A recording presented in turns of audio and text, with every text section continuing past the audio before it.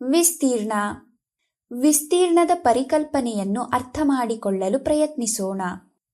ವಿಸ್ತೀರ್ಣ ಎಂದರೆ ಮುಚ್ಚಿದ ಆಕೃತಿಯಿಂದ ಸುತ್ತುವರಿದ ಜಾಗ. ಹಾಗಾದರೆ ಈ ಎರಡು ಪುಸ್ತಕಗಳನ್ನು ನೋಡೋಣ. ಒಂದು ಗಣಿತ ಪುಸ್ತಕ ಮತ್ತು ಇನ್ನೊಂದು ಕಥೆ ಪುಸ್ತಕ. ಈಗ ಈ ಎರಡು ಚಿತ್ರಗಳನ್ನು ನೋಡುತ್ತಾ ಯಾವ ಪುಸ್ತಕವು ಹೆಚ್ಚು ವಿಸ್ತೀರ್ಣವನ್ನು ಹೊಂದಿದೆ ಎಂದು ನೀವು ಹೇಳಬಲ್ಲಿರಾ? ಹೌದು, ಕಥೆ ಪುಸ್ತಕವು ಹೆಚ್ಚು ವಿಸ್ತೀರ್ಣವನ್ನು ಹೊಂದಿದೆ, ಏಕೆಂದರೆ ಅದು ಹೆಚ್ಚು ಮೇಲ್ಮೈ ವಿಸ್ತೀರ್ಣವನ್ನು ಒಳಗೊಂಡಿದೆ. ಈಗ ಇದೇನೋ ಹೇಳಲು ಸುಲಭವಾಗಿತ್ತು. ಏಕೆಂದರೆ ಪುಸ್ತಕಗಳು ಬೇರೆ ಬೇರೆಯಾಗಿ ಕಾಣುತ್ತವೆ. ಕಥೆ ಪುಸ್ತಕವು ಗಣಿತ ಪುಸ್ತಕಕ್ಕಿಂತ ದೊಡ್ಡದಾಗಿದೆ ಎಂದು ನೀವು ನೋಡಿಯೇ ಹೇಳಬಹುದು. ಆದರೆ ಕೆಲವೊಮ್ಮೆ ಯಾವುದು ದೊಡ್ಡದು ಮತ್ತು ಯಾವುದು ಚಿಕ್ಕದು ಎಂದು ಹೇಳುವುದು ಸುಲಭವಲ್ಲ. ಉದಾಹರಣೆಗೆ, ಒಂದು ಮನೆಯಲ್ಲಿ ಎರಡು ಕೋಣೆಗಳಿದ್ದು ಯಾವುದು ದೊಡ್ಡದು ಎಂದು ನಿಮಗೆ ಖಚಿತವಾಗಿ ಗೊತ್ತಿಲ್ಲದಿದ್ದರೆ ನೀವು ಏನು ಮಾಡುತ್ತೀರಿ? ಇದನ್ನು ಅರ್ಥ ಮಾಡಿಕೊಳ್ಳಲು ನೀವು ಯಾವ ಕೋಣೆ ದೊಡ್ಡದಿದೆ ಎಂದು ತಿಳಿದುಕೊಳ್ಳಲು ಪ್ರಯತ್ನಿಸುತ್ತೀರಿ. ಅದಕ್ಕಾಗಿ ನೀವು ಏನು ಮಾಡಬಹುದು? ನೀವು ಎರಡೂ ಕೋಣೆಗಳಲ್ಲಿ ನೆಲದ ಮೇಲೆ ಹಾಕಿರುವ ಕಲ್ಲುಗಳನ್ನು ಎಣಿಸಬಹುದು ಮತ್ತು ಯಾವ ಕೋಣೆಯಲ್ಲಿ ಹೆಚ್ಚು ಕಲ್ಲುಗಳು ಇವೆಯೋ ಆ ಕೋಣೆ ಹೆಚ್ಚು ಜಾಗವನ್ನು ಆಕ್ರಮಿಸುತ್ತದೆ ಮತ್ತು ಆ ಕಾರಣದಿಂದ ಅದು ದೊಡ್ಡದಾಗಿದೆ ಎಂದು ನಿಮಗೆ ತಿಳಿಯುತ್ತದೆ. ಮತ್ತು ಅಲ್ಲಿ ಕಲ್ಲುಗಳೇ ಇರದಿದ್ದರೆ ನೀವು ಏನು ಮಾಡುವಿರಿ?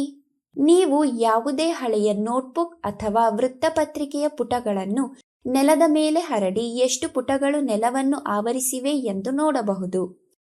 ಯಾವ ಕೋಣೆಯು ಹೆಚ್ಚು ಪುಟಗಳನ್ನು ಆವರಿಸಲ್ಪಡುತ್ತದೆಯೋ ಆ ಕೋಣೆ ದೊಡ್ಡದಾಗಿರಬಹುದು.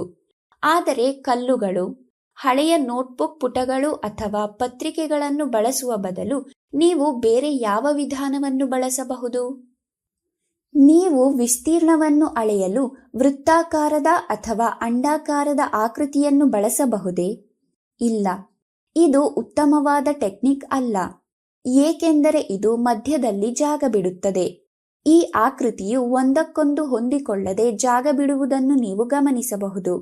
ಈ ವೃತ್ತಾಕಾರದ ಮತ್ತು ಅಂಡಾಕಾರದ ಆಕೃತಿಗಳ ಬದಲಿಗೆ ಆಯತಾಕಾರದ ಮತ್ತು ಚೌಕಾಕಾರದ ಆಕೃತಿಗಳನ್ನು ಬಳಸುವ ಮೂಲಕ ಯಾವ ವಿಸ್ತೀರ್ಣವು ಚಿಕ್ಕದಾಗಿದೆ ಮತ್ತು ಯಾವುದು ದೊಡ್ಡದಾಗಿದೆ ಎಂಬುದನ್ನು ನೀವು ಪರಿಶೀಲಿಸುವುದು ಬಹಳ ಸುಲಭ. ಹಾಗಾದರೆ ವಿಸ್ತೀರ್ಣವನ್ನು ಅಳೆಯಲು ಯಾವ ಆಕೃತಿಯು ಹೆಚ್ಚು ಅನುಕೂಲಕರವಾಗಿದೆ ಎಂಬುದನ್ನು ಕಲಿಯೋಣ. ವಿಸ್ತೀರ್ಣವನ್ನು ಅಳೆಯಲು ನಾವು ಬಳಸುವ ಅತ್ಯಂತ ಅನುಕೂಲಕರ ಮತ್ತು ಪ್ರಮಾಣಿತ ಘಟಕವೆಂದರೆ ಚೌಕ. ಹಾಗಾಗಿ ವಿಸ್ತೀರ್ಣವನ್ನು ಅಳೆಯುವ ಪ್ರಮಾಣಿತ ಘಟಕವನ್ನು ಚೌಕ ಎಂದು ಕರೆಯಲಾಗುತ್ತದೆ. ಬನ್ನಿ ಚೌಕವನ್ನು ನೋಡೋಣ. ಚೌಕದ ಪ್ರತಿಯೊಂದು ಬಾಹುವು 1 ಸೆಂಟಿಮೀಟರ್ ಉದ್ದವಿರುತ್ತದೆ. ಈಗ ಈ ಚೌಕದಿಂದ ಸುತ್ತುವರಿದ ವಿಸ್ತೀರ್ಣವು 1 ಚದರ ಸೆಂಟಿಮೀಟರ್ ಆಗಿದೆ. ನೀವು ಇದನ್ನು ಸಂಕ್ಷಿಪ್ತ ರೂಪದಲ್ಲಿ 1 ಚದರ ಸೆಂಟಿಮೀಟರ್ ಎಂದು ಬರೆಯಬಹುದು. ಇದು 1 ಚದರ ಸೆಂಟಿಮೀಟರ್ ಆಯಿತು. ಇದು ಮತ್ತೊಂದು ಚೌಕವಾಗಿದೆ. ಈಗ ಚೌಕದ ಪ್ರತಿಯೊಂದು ಬಾಹುಗಳು 1 ಮೀಟರ್ ಉದ್ದವಾಗಿದೆ. ಆದ್ದರಿಂದ ಈ ಚೌಕದಿಂದ ಸುತ್ತುವರಿದ ಪ್ರದೇಶವನ್ನು 1 ಚದರ ಮೀಟರ್ ಎಂದು ಕರೆಯಲಾಗುತ್ತದೆ. ಹಾಗಾಗಿ ಇಲ್ಲಿಂದ ಮುಂದೆ ವಿಸ್ತೀರ್ಣವನ್ನು ಅಳೆಯಲು ನಾವು ಯಾವಾಗಲೂ ಚೌಕವನ್ನೇ ಪ್ರಮಾಣಿತ ಘಟಕವಾಗಿ ಬಳಸುತ್ತೇವೆ. ನಾವು ಯಾವಾಗಲೂ ವಿಸ್ತೀರ್ಣವನ್ನು ಚದರ ಮೀಟರ್ಗಳು, ಚದರ ಸೆಂಟಿಮೀಟರ್ಗಳು, ಚದರ ಕಿಲೋಮೀಟರ್ಗಳು ಇತ್ಯಾದಿಗಳಲ್ಲಿ ವ್ಯಕ್ತಪಡಿಸುತ್ತೇವೆ. ಬನ್ನಿ ಈಗ ಈ ವಿಸ್ತೀರ್ಣವನ್ನು ನೋಡೋಣ. ಚೌಕದ ವಿಸ್ತೀರ್ಣ ಎಷ್ಟು? ನೀವು ನೋಡಬಹುದು, ಈ ಪ್ರದೇಶವು 4 ಸಣ್ಣ ಚೌಕಗಳಿಂದ ಆವೃತವಾಗಿದೆ. ಇದರರ್ಥ ಇದರ ವಿಸ್ತೀರ್ಣವು 4 ಚದರ ಸೆಂಟಿಮೀಟರ್ಗಳಾಗಿವೆ. ಈ ಆಕೃತಿಯ ವಿಸ್ತೀರ್ಣ ಎಷ್ಟು? 1, 2, 3, 4, 5 ಮತ್ತು 6. ಈ ಪ್ರದೇಶವನ್ನು 6 ಚೌಕಗಳು ಸುತ್ತುವರಿದಿವೆ. ಇದರರ್ಥ ಇದರ ವಿಸ್ತೀರ್ಣವು 6 ಚದರ ಸೆಂಟಿಮೀಟರ್ಗಳು. ಇನ್ನೂ ಕೆಲವು ಉದಾಹರಣೆಗಳನ್ನು ನೋಡೋಣ. ನೀವು ಈ ಆಯತಾಕಾರದ ಪಟ್ಟಿಯನ್ನು ನೋಡಿ. ಈ ಆಯತಾಕಾರದ ಪಟ್ಟಿಯ ವಿಸ್ತೀರ್ಣ 5 ಚದರ ಸೆಂಟಿಮೀಟರ್ಗಳು, ಏಕೆಂದರೆ ಇಲ್ಲಿ ಅಂತಹ 5 ಚೌಕಗಳಿವೆ. ಈಗ ಈ ಆಕೃತಿಯ ವಿಸ್ತೀರ್ಣ 6 ಚದರ ಸೆಂಟಿಮೀಟರ್ಗಳು. ನೀವು ಇಲ್ಲಿ ಚೌಕಗಳನ್ನು ಅಳೆಯಬಹುದು, ಆದರೆ ಇಲ್ಲಿ ಆಕೃತಿಯ ವಿಸ್ತೀರ್ಣ ಮತ್ತೆ 5 ಚದರ ಸೆಂಟಿಮೀಟರ್ಗಳು. ಈಗ ನೀವು ಇಲ್ಲಿ 2 ಆಕೃತಿಗಳ ವಿಸ್ತೀರ್ಣ 5 ಚದರ ಸೆಂಟಿಮೀಟರ್ಗಳು ಎಂದು ನೋಡಬಹುದು. ಆದರೆ ಆಕೃತಿಗಳು ನೋಡಲು ಬೇರೆ ಬೇರೆಯಾಗಿ ಕಾಣುತ್ತವೆ. ಒಂದು ವೇಳೆ ನಮ್ಮಲ್ಲಿ ಅಳೆಯಲು ಏನೂ ಇಲ್ಲದಿದ್ದರೆ ಇವೆರಡು ಆಕೃತಿಗಳ ವಿಸ್ತೀರ್ಣ ಒಂದೇ ಆಗಿವೆಯೇ ಇಲ್ಲವೇ ಎಂದು ಹೇಳುವುದು ಕಷ್ಟ. ಇಲ್ಲಿ ನಾವು ಅಳೆಯಲು ಸಣ್ಣ ಚೌಕಗಳನ್ನು ಬಳಸುತ್ತಿರುವುದರಿಂದ 2 ಆಕೃತಿಗಳ ವಿಸ್ತೀರ್ಣ 5 ಚದರ ಸೆಂಟಿಮೀಟರ್ಗಳು ಎಂದು ನಾವು ಹೇಳಬಹುದು. ಈಗ ಇಲ್ಲಿ ಒಂದು ಆಯತವಿದೆ. ನೀವು ನೋಡುವಂತೆ ಇಲ್ಲಿ 6 ಚೌಕಗಳಿವೆ. ಹಾಗಾದರೆ ವಿಸ್ತೀರ್ಣವು 6 ಚದರ ಸೆಂಟಿಮೀಟರ್ಗಳಾಯಿತು.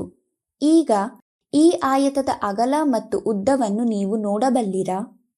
ಉದ್ದ 3 ಸೆಂಟಿಮೀಟರ್ಗಳು ಮತ್ತು ಅಗಲ 2 ಸೆಂಟಿಮೀಟರ್ಗಳು.